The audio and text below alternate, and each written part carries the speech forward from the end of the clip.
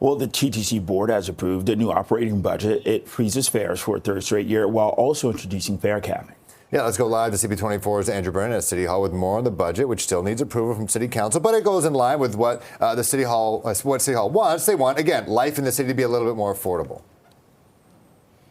Exactly. And we're going to have to do a little bit of double Dutch here, guys, because as much as we're talking about the TTC budget, and you just did mention the headline there about 2.2%, I found the budget chief for the City of Toronto, and that kind of helps things a little bit. Shelley, Carroll, I know we just mentioned the TTC budget as this was the major item today, and it is still our headline on the show. But just because you came by, we have to ask you very quickly, this 2.2%, we've gone from 9%, give or take, in year one of the Chow administration to 6.5%, give or take, in year two to 2.2%.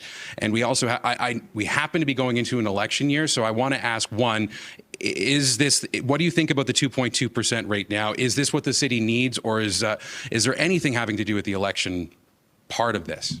Well, it's what Torontonians need. And it shouldn't come as a surprise, really, if you think about it, because at the very beginning of this process, even dating back to Mayor Tory's 7% in the year before, we've taken a long-term approach. Our CFO, Steve Conforti, has always said, tell me your problem in your division and give me 3 years to work with you on it. And so what you're seeing this year is the fruit of working long-term to solve problems. It also means that long-term, over those 3 years, we were able to find efficiencies that are real, that don't hurt services, but actually do start to trim costs where we can. And so we have the highest number of efficiencies in this year's budget.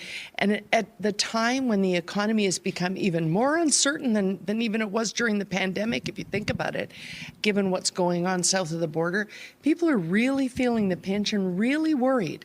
And so we're able to offer this due to the hard work we did over the summer. And just in terms of some of the things that are headline items in the budget, we're talking about the TTC today, and I'm assuming, I don't want to assume on behalf of council, but I'm assuming what we saw from the board today being presented to City Hall, ultimately this budget will be approved by the city. So we're looking at about 1.5 billion coming from the city, and things like keeping affordability down as a headline. What do you think about the things that are involved in the TTC's budget, like fare freezes and the like, and also the other things that the city needs to pay for that you have to keep on top of mind? We do have to keep them top of mind. Two biggest lines in the budget are always the TTC and the Toronto Police Service.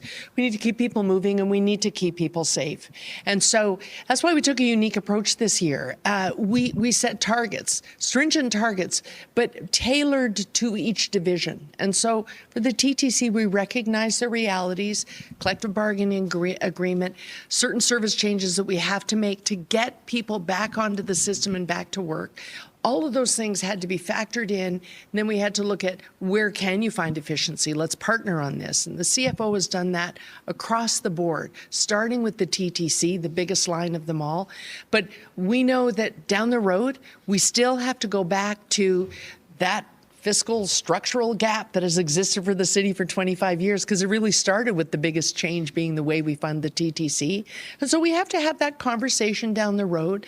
The province has already indicated they're ready to have that conversation for 2027.